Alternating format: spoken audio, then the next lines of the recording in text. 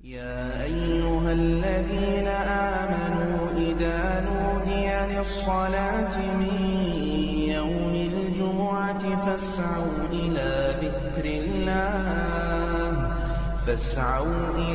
ذكر الله وذروا البيع ذلكم خير لكم إن كنتم تعلمون.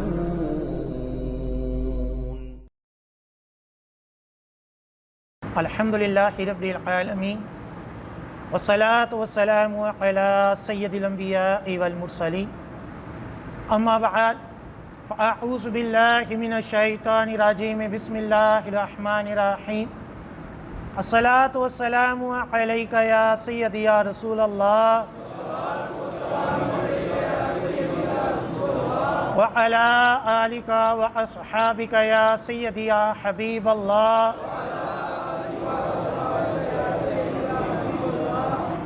الصلاة والسلام عليك يا سيدي يا نبي الله وعلى آلك وأصحابك يا سيدي يا نور الله.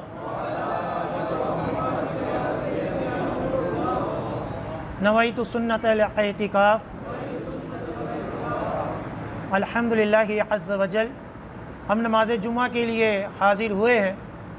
دعا ہے کہ رب تعالی ہماری اس ادنا سی حاضری کو اپنے بلند بارگاہ ہمیں قبول و منظور فرمائے، اور جو کچھ اس جمعے میں بیان ہوگا اسے سننے کی، سمجھنے کی، اس کے اوپر عمل پیرا ہونے کی اور مجھے صحیح طرح بیان کرنے کی توفیق عطا فرمائے. پیارے اسلامی بھائیو، حضرت سفیان بن عیینہ ایک بہت بڑے بزرگ ہستی ہیں. وہ فرماتے ہیں عند ذکر الصالحین تتنزل الرحمہ، کہ جب صالحین کا ذکر کیا جاتا ہے، اللہ کے نیک بندوں کا ذکر کیا جاتا ہے، تو رب تعالیٰ کی رحمت نازل ہوتی ہے. اور اللہ والوں کا ذکر کرنا، اولیاء کرام، صحابہ کرام، اہل بیت، بزرگان دین، ان کا ذکر کرنا، علماء فرماتے ہیں یہ بھی اللہ کے ذکر ہی میں شامل ہے. ایسا نہیں ہے کہ ایک بندہ ہمیں یہ کہے کہ یار ان ولیوں کے ذکر سے بہتر آپ اکیلے بیٹھ کر سبحان اللہ کری جاؤ، الحمدللہ پڑھی جاؤ.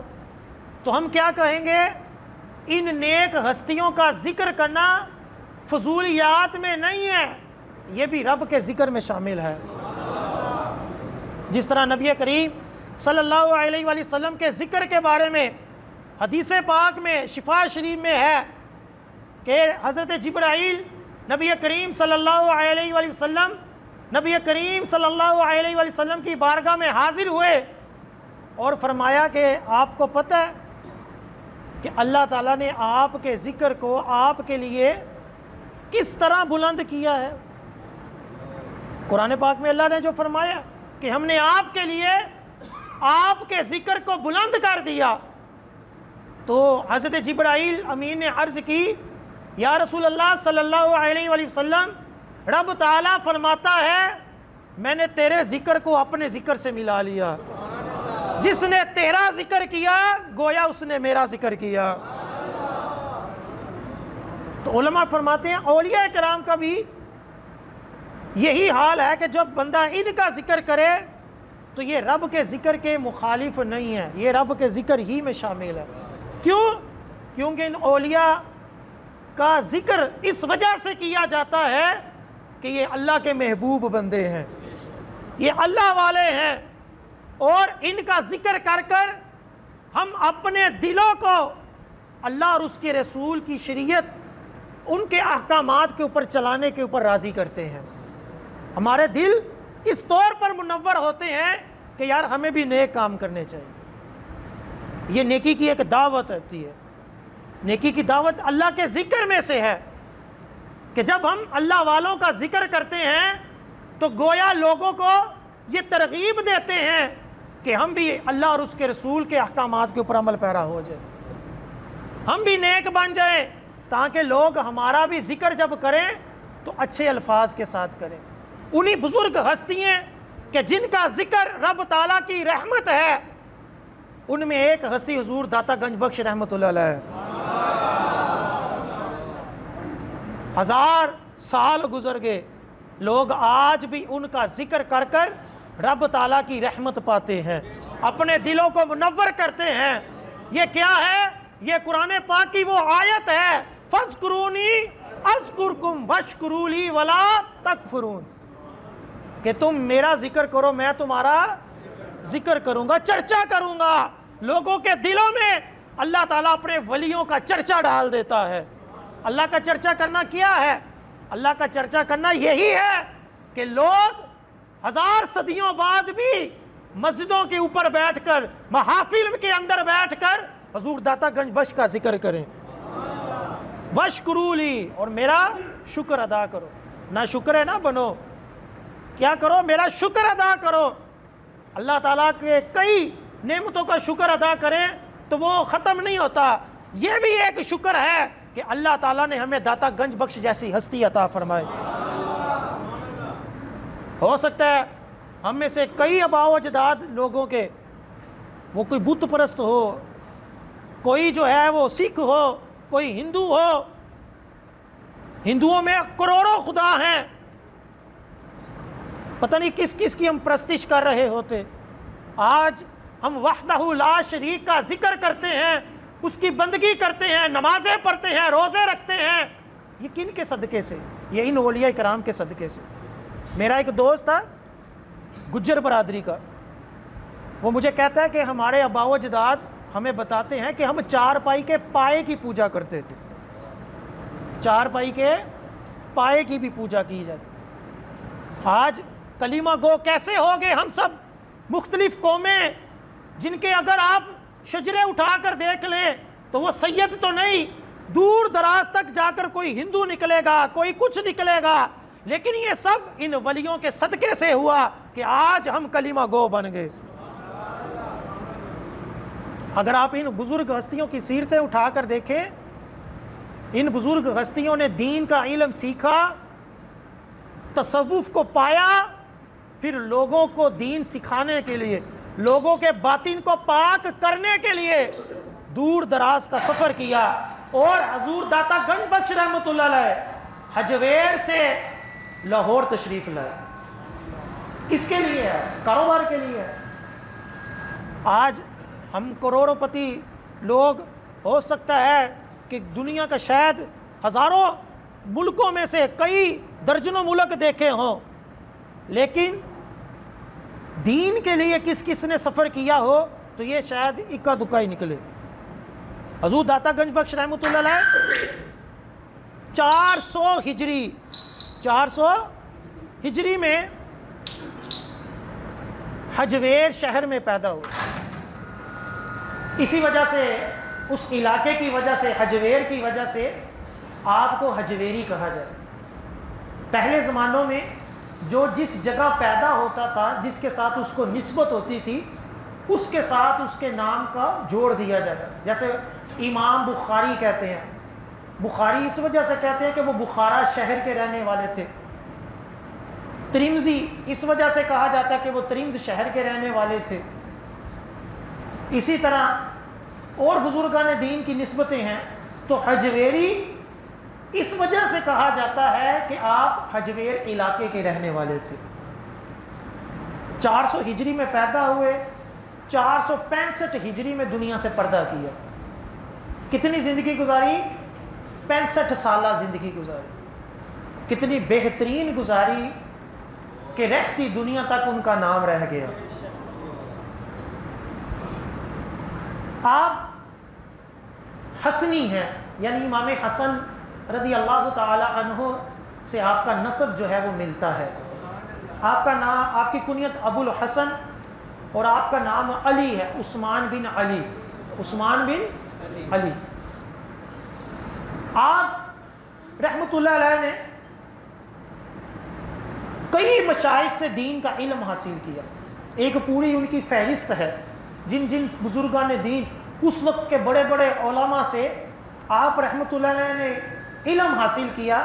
ان میں شیخ ابو العباس اور شیخ ابو جعفر ابو القاسم رسالہ کشیریہ والے جو بزرگ ہیں، تصوف کی بنیادی کتابوں میں رسالہ کشیریہ ہے، ایک کتاب ہے، بڑی پیاری کتاب ہے، آپ سب کو وہ کتاب پڑھنی چاہیے۔ حضور داتا گنج بخش رحمۃ اللہ علیہ کے استاد ہیں، اردو ترجمہ بھی ملتا ہے رسالہ کشیریہ کا، آپ وہ کتاب پڑھیں، بہت پیاری کتاب ہے، دل کو نرم کرنے والی۔ ان سے بھی آپ نے علم حاصل کیا۔ اس کے علاوہ اور بھی بڑے بڑے اساتذہ اس وقت کے جو تھے، ان سے آپ نے دین کا علم حاصل کیا، اور مختلف ملکوں میں، مختلف شہروں میں جا کر کیا۔ پھر جب دین کا علم مکمل کیا، اس کے بعد تصوف میں پاؤں رکھا۔ پہلے دین کا علم حاصل کیا۔ آپ جس بزرگ کو بھی ان کی سیرت اٹھا کر دیکھ لیں، جو بزرگ ہوتے ہیں وہ پہلے دین کا علم حاصل کرتے ہیں، پھر پیری مریدی کی طرف بھی آتے ہیں۔ پہلے کیا کرتے ہیں؟ علم حاصل کرتے ہیں۔ ہم کیا کرتے ہیں؟ پہلے پیری مریدی کرتے ہیں، پھر مولویوں کو گالیاں نکالتے ہیں، علم کوئی نہیں حاصل کرتے۔ پیر پکڑ کر ڈبہ پیر، پھر ہم کیا کرتے ہیں؟ وہ مولویوں کو چھوڑو، ان کو کیا ہوتا ہے، ان کو کیا پتہ ہو فنا فی الرسول کیا ہوتا ہے، فنا فی شیخ کیا ہوتا ہے۔ وہ 3-4 جملے رٹا مار لیتے ہیں، اور پھر اس کے بعد اپنے آپ کو بری سمجھتے ہیں، ہمیں کوئی علم کی ضرورت نہیں۔ ولی بغیر عالم کے کبھی نہیں بن سکتا، ولی بغیر علم کے نہیں بن سکتا۔ علماء کرام نے اپنی کتابوں میں لکھا کہ اللہ تعالیٰ کسی جاہل کو اپنا ولی نہیں بناتا۔ ایک بندہ جاہل ہو، ان پڑھ جاہل ہو، اور آپ بڑے پڑھے لکھے ہوں، آپ اسے دوستی کرتے ہیں؟ نہیں کرتے۔ یار جاہل آدمی، اس کے منہ کیا لگے، اس کو تو تمیز ہی نہیں بات کرنے کی، اس کو کیا نہیں ہے؟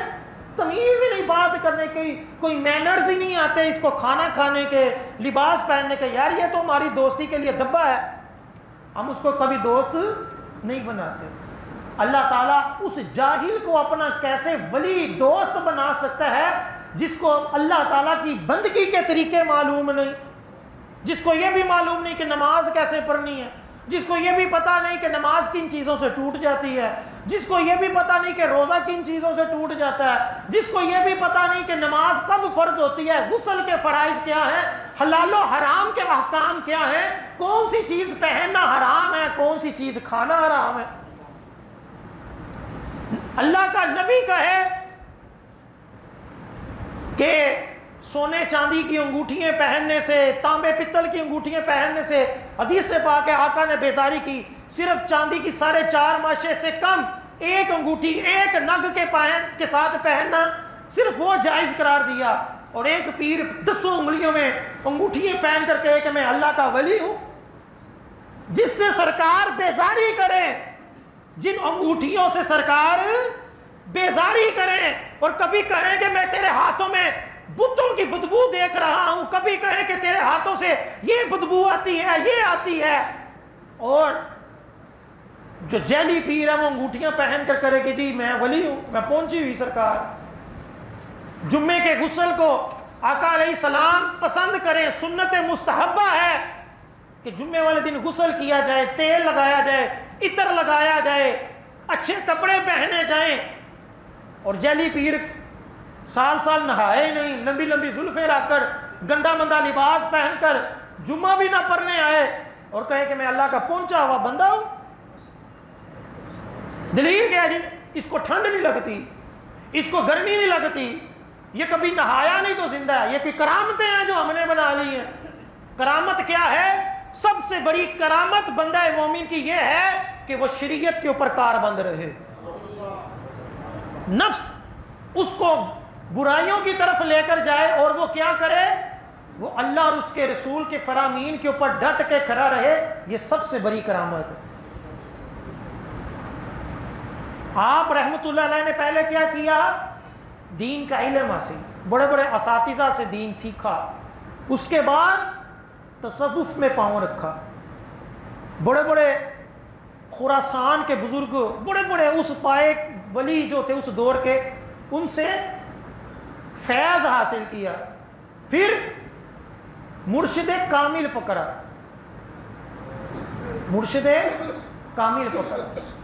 یہ نہیں کہ جو میرے مطلب کا پیر ہو، میں بھی نمازیں نہیں پڑھتا تو وہ بھی ایسا مل جائے جو وہ خود بھی نمازی نہ ہو، میں بھی شوٹے لگاتا ہوں، چرس پیتا ہوں تو ایسا ملے جو چرس اپنے پلے سے مجھے بھی پلا دیا کرے، بلے بلے ہو جائے. ایسا نہیں. اللہ والے جو ہوتے تھے اپنے آپ کو پہلے سمجھتے تھے کہ میں کچھ نہیں ہوں، مجھے تربیت کی حاجت ہے، مجھے اپنے باطن کو صاف کرنے کی حاجت ہے. اللہ کے پیدائشی ولی ہوتے تھے، لیکن اس کے باوجود کیا تھے؟ مرشد پکڑتے تھے. حضور غوث پاک پیدائشی ولی اللہ تھے، اس کے باوجود حضرت سعید مخزومی رحمۃ اللہ علیہ کی بیعت کی. حضرت بابا فرید رحمۃ اللہ علیہ کے بارے میں لکھا ہوا ہے کہ آپ کی والدہ اس وقت کی پہنچی ہوئی ولیہ تھی. آپ نے ان سے بیعت نہیں کی، بلکہ کیا کیا؟ بیعت کے لیے ضروری ہے کہ مرد ہو. آپ نے والدہ کو چھوڑ کر بیعت کی. تو یہ اصول ہوتے ہیں. آپ رحمۃ اللہ علیہ نے اپنا مرشد پکڑا، اور مرشد جو تھے وہ بھی پہنچی ہوئی سرکار تھے. ابو الفضل خطلی بھی کہا جاتا ہے، خطلی بھی کہا جاتا ہے، زیادہ خطلی ہے، بہرحال خطلی بھی کہہ دیں تو معروف ہے. آپ ان کے جو تھے وہ مرید ہوئے. اچھا، پہنچے ہوئے کتنے بزرگ تھے وہ؟ حضرت ابو الفضل.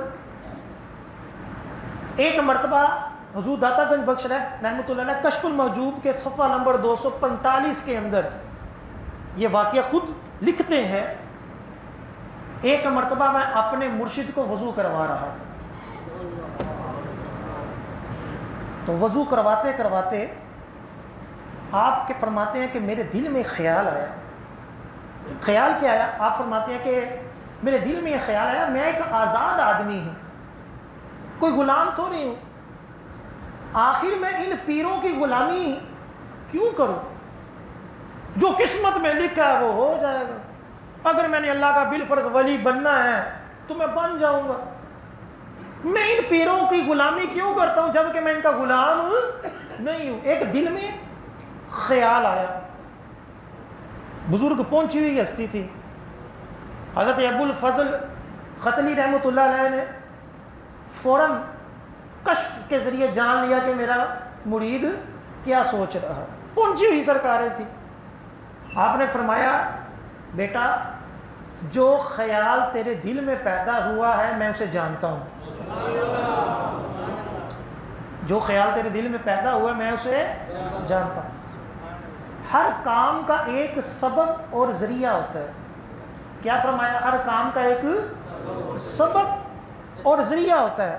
جب اللہ تعالیٰ کسی سپاہی بچے کو تاج و تخت عطا فرماتا ہے تو وہ اسے توبہ کی توفیق دے کر کسی دوست اور محبوب کی خدمت کی سعادت عطا فرماتا ہے. انڈائریکٹ کیا کہا کہ اگر لاہور کا بادشاہ بننا ہے، اگر رہتی دنیا تک گنج بخش فیض عالم مظہر نور خدا کے ترانے کے کلام لوگوں کی زبان پر جاری کروانے ہیں تو پہلے میری خدمت کرو. پہلے میری کیا کرو؟ خدمت کرو. کہ یہ میری خدمت رب کروا رہا ہے، تمہیں پیری مریدی کے آداب بتا رہا ہے، تمہیں عاجزی سکھا رہا ہے، تمہیں بادشاہت کیسے کرنی ہے یہ بتا رہا ہے. یہ ایک فن ہوتا ہے، ہر چیز کا ایک طریقہ ہوتا ہے. ایک بندہ ہم میں سے کہے جی میں کل سے بادشاہ ہوں، اس سے بادشاہت ہو جائے گی؟ نہیں. تو یہ دلوں کے اندر جو بادشاہت کرنی ہے. 1000 سال ہو گئے، کئی حکومتیں آئیں، کئی گر گئیں، کئی وزیروں نے آ کر چادریں چڑھائیں، اگلے سالوں میں کوئی اور وزیر آتا تھا. آج بھی یہ ڈیوٹی لگی ہوئی ہے. یہ دلوں کے اوپر حکمرانی کس طرح آئی؟ ان کے مرشد نے سکھایا کہ پہلے مجھ سے سیکھو. پہلے مجھ سے کیا کرو؟ سیکھو، پھر یہ منزلیں ملیں گی. اور آپ رحمت اللہ علیہ کہ جو مرشد تھے، جیسا کہ میں نے پہلے کہا کہ کامل مرشد وہ ہوتا ہے جو اپنے مریدوں کی اصلاح کرے. ان کے ظاہر کو بھی ٹھیک کرے، ان کے باطن کو بھی ٹھیک کرے، ظاہر کو بھی ٹھیک کرے، باطن کو بھی۔ ظاہر کیا ٹھیک کرنا ہے؟ نماز اس طرح پڑھنی ہے، روزہ اس طرح رکھنا ہے، طہارت اس طرح کرنی ہے، مال اس طرح کمانا ہے۔ یہ ولی کا کام ہے۔ ولی کا یہ کام نہیں کہ بس مجھے چندہ دیتے رہو، چاہے حرام کماؤ چاہے حلال کماؤ، مجھے بس پیسہ آنا چاہیے۔ یہ ولی کامل کی نشانی نہیں ہے۔ حضور غوث پاک رحمۃ اللہ علیہ کے پاس جب مستنجد باللہ نے اشرفییں بھیجی نذرانے کے طور پر، آپ رحمۃ اللہ علیہ نے اشرفییں جیسے ایسے پکڑی تو بہجت الاسرار میں لکھا اس کو نچوڑا تو اس میں سے خون نکلنا شروع ہو گیا۔ آپ رحمۃ اللہ علیہ نے فرمایا لوگوں کے ظلم و ستم سے چھینا ہوا مال مجھے نذرانے میں پیش کرتا ہے، لوگوں سے چھینا ہوا مال، ظلم سے لیا ہوا مال مجھے پیش کرتا ہے۔ اگر تیرے نانے کے دین کا ڈر نہ ہوتا تو میں اس خون کے ساتھ اس شہر کو ڈبو دیتا۔ نذرانے پیش کرتا ہے مجھے۔ تو حضور داتا گنج بخش رحمۃ اللہ علیہ کے مرشد کامل تربیت کرتے تھے۔ داتا گنج بخش رحمۃ اللہ علیہ خود لکھتے ہیں 245 صفحے کے اندر کہ جب میرے مرشد کامل دنیا سے پردہ کر رہے تھے تو میرے ہاتھوں میں تھے۔ تو مرشد کامل نے جاتے وقت یہ نہیں کہا کہ وہ فلاں چندے اور فلاں نذرانے اور وہ فلاں تم لے لینا یا اس کو دے دینا۔ کیا وصیت کی؟ حضور داتا گنج بخش رحمۃ اللہ علیہ اپنے مرشد کامل کی وصیت نصیحت وہ نقل کرتے ہیں۔ آپ فرماتے ہیں بیٹا میں اعتقاد کا عقیدے کا مسئلہ بیان کرتا ہوں۔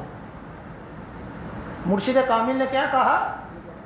میں عقیدے کا مسئلہ تمہیں بیان کرتا ہوں، اگر تو اپنے آپ کو اس کے مطابق درست کر لے گا تو تیرے دل کی یہ تمام تکلیفیں دور ہو جائیں گی۔ ایک مسئلہ صرف بیان کر رہا ہوں، اس کے اوپر عمل پیرا ہو جا، جو تیرے دل کی تکلیف ہے نا کہ مرشد دنیا سے پردہ کر رہا ہے، جو بھی ہے تیرے دل میں اور آزمائشیں تکلیفیں ہیں ساری دور ہو جائیں۔ بڑا پیارا آپ نے وہ نصیحت پیش کی، فرمایا ہر محل اور ہر حالت کو خواہ نیک ہو یا بد اس کو اللہ تعالیٰ ہی نے پیدا کیا ہے۔ تیرے لیے لازم ہے کہ خدا کے فعل پر اعتراض نہ کر، اور جو کچھ وہ کرتا ہے اس کے اوپر رنجیدہ نہ ہو۔ آپ نے اتنی بات فرمائی اور آپ کی روح مبارک جو تھی وہ پرواز کر گئی۔ کیا عقیدہ بتایا کہ تیرے ساتھ جو بھی اچھا ہو جو بھی برا ہو اس کا خالق کون ہے؟ اللہ تعالیٰ۔ اور اس فعل کے اوپر کبھی بھی اعتراض نہیں کرنا، ہر حال میں اللہ کی رضا کے اوپر راضی رہنا۔ کھانا مل گیا تب بھی راضی، نہ ملا تب بھی راضی، کوئی نعمت چھن گئی تب بھی راضی، کوئی نعمت مل گئی تب بھی راضی۔ ہر حال میں کس کے اوپر راضی رہنا ہے؟ رب تعالیٰ کے اوپر راضی رہنا۔ اللہ سے کبھی شکوہ نہیں کرنا کہ ہائے مولا میں تیرا اتنا نیک بندہ میرے ساتھ یہ ہو گیا، نہ، ہم بندے ہیں، بندے بن کے رہے۔ ہم رب تعالیٰ کی بارگاہ میں یہ نہیں کہہ سکتے کہ اس کو دیا ہے مجھے کیوں نہیں دیا، وہ بادشاہ، اس کی ہر حکمت اپنے اندر کئی حکمتیں رکھتی ہے۔ اللہ تعالیٰ ہر بندے کو جو عطا کرتا ہے جو چھینتا ہے اس میں کئی حکمتیں ہوتی ہیں۔ تو آپ رحمۃ اللہ علیہ نے اپنے مرید حضرت علی حجویری رحمۃ اللہ علیہ کو نصیحت کی کہ رب کی رضا کے اوپر راضی رہے۔ آپ رحمۃ اللہ علیہ نے اپنے حضرت علی حجویری رحمۃ اللہ علیہ کو، آپ کو پتہ ہے کس ہجری میں لاہور بھیجا؟ 431 31 ہجری۔ آپ نے حضرت علی حجویری کو تمام چیزیں سکھا کر لاہور کی طرف جانے کا حکم دیا۔ عمر کتنی بنی حضور داتا گنج بخش رحمۃ اللہ علیہ کی؟ 31 سال۔ اب ہم 31 سال میں کیا ہوتے ہیں، کوئی پی ایچ ڈی کر رہا ہوتا ہے، کسی کی تعلیم ہی مکمل نہیں ہو رہی ہوتی، کوئی نیا نیا نکاح کرتا ہے، کسی کے جو ہے وہ چھوٹے چھوٹے بچے ہوتے ہیں، ایک صحیح طرح سٹینڈ نہیں ہو پاتے عمومی طور پر. لیکن حضرت علی حجویری کامل ولی بن چکے تھے. کامل ولی دین بھی سیکھ کر، تصوف بھی سیکھ کر، مرشد کامل کے حکم پر لاہور جانے کا حکم ہو گیا، لاہور چلے گئے. پہلے کہا کہ حضور وہاں تو میرا ایک پیر بھائی حضرت میرا حسین زنجانی رحمۃ اللہ علیہ تبلیغ کر رہے ہیں، دین کا پیغام دے رہے ہیں، لیکن مرشد نے کہا کہ جاؤ. مرشد نے کیا کہا؟ جاؤ. حضور داتا گنج بخش رحمۃ اللہ علیہ جب لاہور آئے تو آگے پیر بھائی کا جنازہ پڑا ہوا تھا. یعنی مرشد کامل نے پہلے ہی کہہ دی، سمجھ لیا کہ ایک کے جانے کا وقت آ گیا ہے، دوسرا لاہوریوں کے پاس بھیج دو. آپ رحمۃ اللہ علیہ نے لاہور آئے، پھر جو ان کی کرامات ہیں، شیخ ہندی کا واقعہ ہے، وہ واقعات ایک الگ سے کرامتیں، ان کی سیرت ایک الگ ہے. لیکن آج میں آپ کو ان کی کتاب جو انہوں نے خود لکھی کشف المحجوب، اس کتاب کے حوالے سے آپ کو بتاؤں گا کہ حضور داتا گنج بخش رحمۃ اللہ علیہ کے نظریات کیا ہیں اور آج ہم کہاں کھڑے ہیں. آج ہم کہاں کھڑے ہیں؟ ہم نے پیری فقیری کو کیا بنا دیا؟ اصل پیری فقیری ہے کیا؟ پیروں کے پیر حضور داتا گنج بخش رحمۃ اللہ علیہ نے کیا فرمایا؟ اور یہ بھی یاد رکھیں، یہ جعلی پیر آج کی ایجاد نہیں ہے، یہ جعلی پیر شروع سے ہی چلے آ رہے ہیں. حضور داتا گنج بخش رحمۃ اللہ علیہ نے ان کی مذمتیں کی، حضور غوث پاک نے کی، حضور حضرت معین الدین چشتی رحمۃ اللہ علیہ جیسی ہستی کئیوں نے کی. نظام الدین اولیاء نے قوالیوں کی مذمت کی. یہ قوالیاں جو ہیں ہماری ایجاد نہیں ہیں، مشہور ہے جی قوالیوں کے ذریعے اسلام کو پیغام کو عام کیا، یہ بہتان ہے. بزرگان دین نے اسلام کے مطابق زندگیاں گزار کر لوگوں میں اسلام کو عام کیا ہے، گانے بجا بجو کر نہیں کیا، یا قوالیوں کے ذریعے نہیں کیا. وہ قوالی کا ایک کنسپٹ تھا، اور وہ قوال کے کیا شرائط تھی، سننے والوں کی کیا شرائط تھی، وہ کلام کس طرح ہوتا تھا، وہ ایک الگ بات ہے. وہ بھی داتا سرکار نے کشف المحجوب میں کی ہوئی ہے. وہ جس طرح کا وہ کلام تھا، آج اس طرح کی نعت خوانی نہیں ہوتی. جس طرح ان کی قوالی ہوتی تھی، عارفانہ کلام، باشرح پڑھنے والا اور مرید کہ جس کو حاجت ہوتی تھی اللہ کے ساتھ لو لگانے کی، وہ تھی. پھر وجد کے احکام بیان کیے. پھر وجد کے دوران جب کپڑے پھٹ جائیں، وہ کپڑے کس کو صدقہ کرنے ہیں، اس کے احکام داتا گنج بخش رحمۃ اللہ علیہ نے ارشاد فرمایا. آپ رحمۃ اللہ علیہ فرماتے ہیں کہ تصوف کو ماننے والے 3 طرح کے لوگ ہیں. کشف المحجوب میں لکھا ہے صفحہ نمبر 60 اور 61 میں. آپ کیا فرماتے ہیں؟ تصوف کو ماننے والے کتنے لوگ ہوتے ہیں؟ 3 لوگ. نمبر 1 صوفی، نمبر 2 متصوف، نمبر 3 مستصوف. آپ رحمۃ اللہ علیہ نے فرمایا یہ 3 طرح کے لوگ ہیں. پھر ان کی آگے وضاحت کی. فرمایا صوفی وہ ہے جو حق کے ساتھ مل جائے اور خواہشات نفسانیہ کو مار کر حقیقت سے پیوستہ ہو جائے. یعنی صوفی وہ ہوتا ہے جو اپنی مراد کو پہنچ جائے، دین بھی سیکھ لے، تصوف بھی سیکھ لے، اپنی خواہشات کے اوپر اس کو پورا کنٹرول ہو جائے. نفس کہے کہ میں نے فلاں کام کرنا ہے، وہ اس کے پیچھے نہ لگے بلکہ نفس کو اپنے انڈر کر لے. فرمایا صوفی وہ ہوتا ہے، اور یہی تصوف ہے. نمبر 2 متصوف. فرمایا کہ وہ ہے جو ابھی ان مراحل کو طے کر رہا ہے، ابھی مراد کو نہیں پہنچا، جو ریاضت کر کر مجاہدے کے ذریعے اللہ تعالیٰ کا قرب پانے کا متلاشی ہے، طلبگار ہے. یہ ہے متصوف جو کوشش کر رہا ہے. مستصوف، حضور داتا گنج بخش فرماتے ہیں مستصوف وہ ہے جو دنیاوی عزت اور منزلت اور مال و دولت کی خاطر جھوٹا موٹا صوفی بنا ہوا ہے.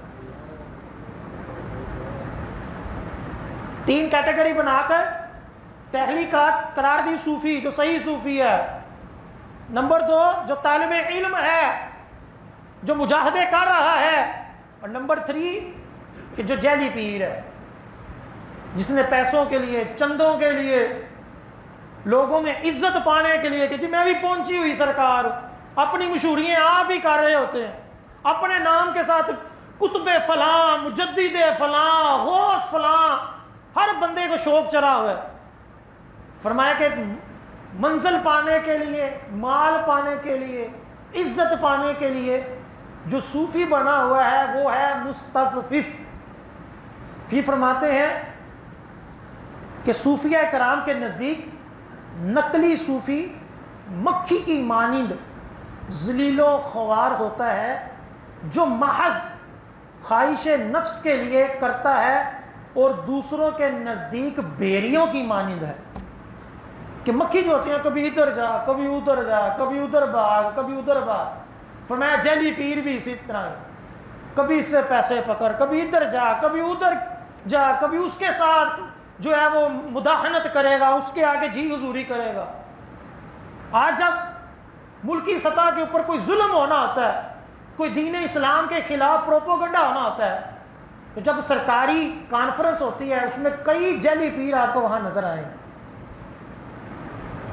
اپنے ان کے ساتھ اتحاد کرتے ہوئے، ان کے ساتھ کھڑے ہوتے ہوئے، ان کے ساتھ باہوں میں باہیں ملاتے ہوئے، بس میری گدی سلامت رہے، میرا سلسلہ چلتا رہے، نذرانے ملتے رہے، لوگوں کے عقیدوں کے جو مرضی ہوتا رہے، جو مرضی اس کے ساتھ دنیا دار کریں، مجھے کوئی غرض نہیں، مجھے کیا ہے، میری گدی سلامت رہے۔ یہ طریق اٹھا کر دیکھ لیں، یہ شروع سے چلتا ہے۔ حضور داتا گنج بخش رحمۃ اللہ علیہ فرماتے ہیں کہ صوفیہ کے نزدیک ایسا جیلی پیر مکھی کی مانند ہوتا ہے، اور بعض صوفیہ کہتے ہیں کہ وہ بھیڑیے کی مانند ہے، درندے کی مانند ہے، اس کو احساسات ہی نہیں ہے۔ پھر آپ رحمۃ اللہ علیہ جس طرح ہمارے یہاں جیلی پیر نہیں، نماز کوئی نہیں پڑھنی، جو پڑھ رہا ہے اسے بھی تنقیدیں کرنی۔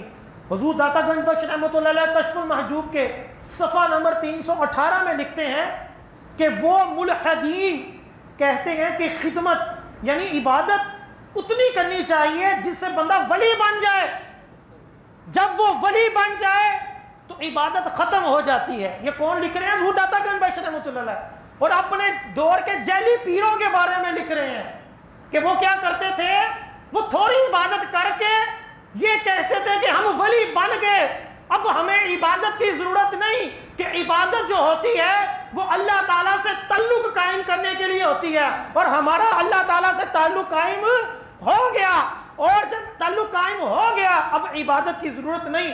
حضور داتا گنج بخش رحمۃ اللہ علیہ دیکھیں کیا فتویٰ دیتے ہیں ایسے جعلی پیروں کے بارے میں۔ آپ فرماتے ہیں یہ کھلی گمراہی ہے۔ یہ کیا ہے؟ کھلی گمراہی ہے۔ راہ حق میں قربان جائیں حضور داتا گنج بخش رحمۃ اللہ علیہ، آپ نے مسئلہ بالکل واضح کیا۔ آپ نے فرمایا راہ حق میں، تصوف میں کوئی مقام ایسا آتا ہی نہیں کہ بندے سے عبادت ختم ہو جائے، کوئی مقام ایسا نہیں ہے کہ بندے سے عبادت ہی ختم ہو جائے۔ یہ گمراہی ہے، یہ ملحدین ہے۔ دارا اسلام سے وہ بندہ خارج ہو جائے گا جو یہ کہے گا کہ نماز کی ہمیں ضرورت ہی نہیں ہے۔ حضرت جنید بغدادی رحمۃ اللہ علیہ، حضور داتا گنج بخش رحمۃ اللہ علیہ کے مرشدوں میں ان کا نام آتا ہے۔ وہ فرماتے ہیں کہ جب ان سے کسی نے کہا نا کہ وہ کہتے ہیں جی ہمیں عبادت کی حاجت نہیں، ہم تو پہنچ گئے ہیں، تو جنید بغدادی رحمۃ اللہ علیہ نے فرمایا وہ صحیح کہتے ہیں، وہ پہنچ گئے ہیں، مگر کہاں پہنچے ہیں؟ جہنم میں۔ نماز چاہے ولی کامل ہے، غوث کتب ابدال جو مرضی ہے، نماز کی معافی نہیں۔ نبی کریم صلی اللہ علیہ وسلم معراج کی رات ایک قسم کی سیر ہی تھی نا، خوشی کا مقام تھا نا، اس میں بھی نفلی نماز پڑھی، تمام نبیوں کی امامت کروائی، نماز معاف پھر بھی نہ ہوئی کہ ٹھیک ہے نبیوں سے بھی نہیں کبھی ایسا ہوا، تو آج کا جعلی پیر کیسے یہ دعویٰ کر دیتا ہے؟ پھر آپ رحمۃ اللہ علیہ نے کئی مقامات پر جعلی پیروں کا جو ہے وہ ٹھیک ٹھاک رگڑا لگایا. اور پھر کامل ولی کون ہوتا ہے اس کے بارے میں لکھتے ہیں کہ حضرت با یزید بستامی، اس کو کئی بستامی بھی کہتے ہیں، بس بھی کہتے ہیں، ویسے بستامی ہے، با کے نیچے کیا ہے؟ زیر ہے. حضرت با یزید بستامی رحمۃ اللہ علیہ سے کسی نے پوچھا کہ ولی کون ہے. حضور داتا گنج بخش رحمۃ اللہ علیہ نے 318 نمبر صفحے پر یہ واقعہ لکھا ہے کہ با یزید بستامی سے پوچھا کہ ولی کون ہے. آپ نے ولی کی تعریف یہ کی کہ ولی وہ ہے جو اللہ کے حکم اور اللہ کی ممانت کے اوپر صبر کرے. کیا مطلب؟ اللہ نے جو حکم دیا ہے اس کے اوپر عمل پیرا ہو. یہ نہ کہے کہ میں تھک گیا ہوں، نہیں، صبر کے ساتھ اللہ کے حکم کے اوپر عمل کرتا رہے، اور اللہ نے جس سے منع کیا ہے اس سے رک جائے، چاہے نفس کہے کہ یہ کرنا ہے، صبر کرنا ہے. ولی کی سیدھی سی تعریف کرنا، اللہ کے حکم کے اوپر عمل کرنا اور اللہ نے جن کاموں سے منع کیا ہے اس سے رک جانا. فرمایا یہ ولی ہے، یہ ولی کی تعریف ہے. فرمایا آگے نقل کرتے ہیں با یزید بستامی رحمۃ اللہ علیہ کا قول، کیونکہ جس کے دل میں جتنی زیادہ محبت ہوگی اتنی ہی وہ اس کے حکم کو دل سے تعظیم کرے گا. بندے کو اپنی ماں سے محبت ہو، بڑی محبت ہے ماں سے، تو ماں جیسے ہی کہے گی نا کہ یہ کر دے، اس نے پھر یہ نہیں دیکھنا کہ یہ میرے لیے بہتر ہے کہ نہیں بہتر، ہوتا ہے نا. تو حضور با یزید بستامی فرماتے ہیں کہ یہ میں اس لیے کہہ رہا ہوں کہ اللہ کا ولی جو ہوتا ہے وہ ہوتا ہے جو اللہ کے حکم کے اوپر عمل کرے، کہ جب اسے کہا جائے کہ یہ کر تو وہ اپنے محبوب، اپنے خالق کی محبت میں اس حکم کی تعظیم کرے، اس کے اوپر کیا کرے؟ عمل کرے، اس کی مخالفت سے دور رہے. فرماتے ہیں حضور با یزید بستامی کہ مجھے ایک مرتبہ بتایا گیا کہ فلاں شہر میں اللہ کا ایک ولی رہتا ہے. حضور با یزید بستامی فرماتے ہیں کہ میں اٹھا، میں نے اس ولی کی زیارت کے لیے سفر شروع کر دیا. جب میں مسجد پہنچا تو وہ مسجد سے نکل رہا تھا، میں نے دیکھا کہ منہ کا تھوک مسجد پر گر رہا ہے، اس کے منہ کا تھوک مسجد پر گر رہا ہے کہ وہ چلتے چلتے منہ سے رال ٹپک کر زمین مسجد پہ گر رہی ہے. حضور با یزید بستامی فرماتے ہیں میں اسی وقت واپس لوٹ آیا کہ یہ ولی اللہ کی شریعت کی پاسداری نہیں کر رہا، یہ کاہے کا ولی ہے بھائی کہ جس کو اپنے تھوک کے اوپر کنٹرول نہیں، کہ مسجد جیسی مقدس جگہ کے اوپر میرا تھوک گر رہا ہے تو میں اپنے تھوک کو پچا لوں، نہیں. آپ نے فرمایا کہ میں واپس لوٹ آیا. تو یہ حضور داتا گنج بخش رحمۃ اللہ علیہ نے جعلی پیروں سے بچنے کی اور ولی کون ہوتا ہے اس کی واضح طور پر کتاب میں تعریف اور اس کے بارے میں احکامات ارشاد فرمائے. اب مزید حضور داتا گنج بخش رحمۃ اللہ کی آخر میں سیرت ہی میں ایک مسئلہ، ہم جب داتا سرکار کی بارگاہ میں حاضر ہوتے ہیں تو کوئی کہتا ہے جی داتا کہنا ہی شرک ہے، داتا کہنا ہی شرک ہے، جانا اس سے بڑا شرک ہے. سب سے پہلی بات یہ کہ داتا کا معنی صحیح ہے، فیروز اللغات جو ڈکشنری ہے اردو کی اس کے اندر جا کر دیکھ لیں. داتا کا معنی خدا ہم نہیں لیتے، نہ ہی کسی غیر کو خدا کہنا جائز ہے.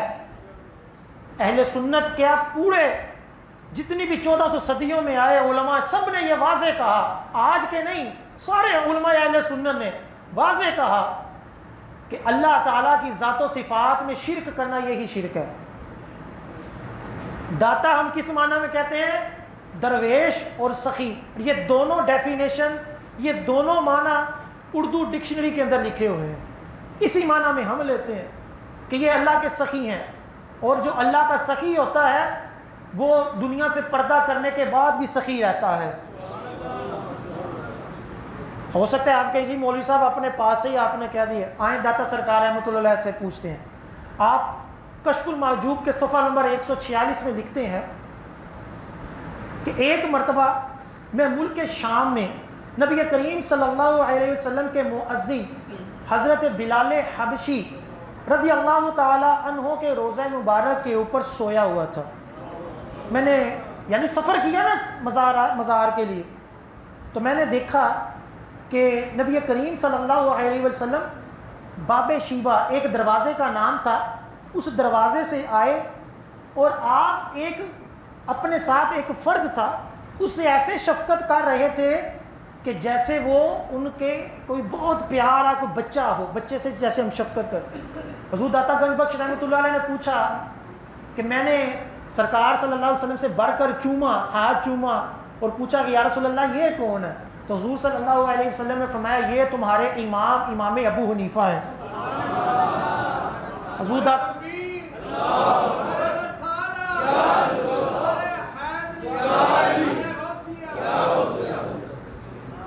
داتا گنج بخش کون تھے؟ حنفی تھے.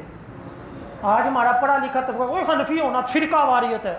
حنفی, شافعی, مالکی, حنبلی یہ فرقہ واریت نہیں ہے, یہ سارے کے سارے ہمارے سروں کا تاج ہیں, یہ سب کے سب اہل سنت میں سے تھے. ہمیں فرقہ واریت کی تعریف ہی پتہ نہیں رہی. حضور داتا گنج بخش, حضور معین الدین چشتی یہ کون تھے؟ یہ حنفی تھے. حضور غوث پاک حنبلی تھے. حضور امام غزالی کون تھے؟ یہ شافعی تھے. یہ سارے ولی جو تھے مختلف اماموں کی تقلید کرتے رہے اور یہ مزارات اولیاء کے اوپر بھی حاضری دیتے رہے. حضرت داتا گنج بخش پہلے کہاں تھے؟ حضرت بلال رضی اللہ تعالیٰ عنہ کے آستانے کے اوپر سرکار کا دیدار ہوا اور خود صفحہ نمبر 100 کے اندر لکھتے ہیں ایک مرتبہ مجھے حاجت پیش آئی, ایک مرتبہ مجھے حاجت پیش آئی تو میں اس کی کوشش کی, میں ناکام ہوا, کامیاب نہ ہو سکا. اور اس سے پہلے مجھے ایک حاجت پیش آئی تو میں با یزید بستامی کے مزار پر حاضر ہوا, اللہ تعالیٰ نے میری حاجت کو پورا کر دیا. کون لکھ رہے ہیں؟ حضور داتا گنج بخش کہ مجھے حاجت پیش آئی, میں کس کے مزار پر گیا؟ با یزید بستامی رحمۃ اللہ علیہ کے مزار پر گیا, اللہ نے میری حاجت پوری کر دی. پتہ چلا کہ آج ہم داتا سرکار کی بارگاہ میں جاتے ہیں, اللہ تعالیٰ کی بارگاہ میں ان کو وسیلہ بناتے ہیں. حضور داتا گنج بخش رحمۃ اللہ علیہ بھی اپنے سے بڑے بزرگوں کی بارگاہ میں حاضریاں دیتے رہے ہیں, تب جا کر اللہ تعالیٰ نے یہ مقام حاصل کیا ہے. بغیر استاد کے ادب کیے, بغیر ولیوں کا ادب کیے بندہ کبھی بھی ولی نہیں بن سکتا.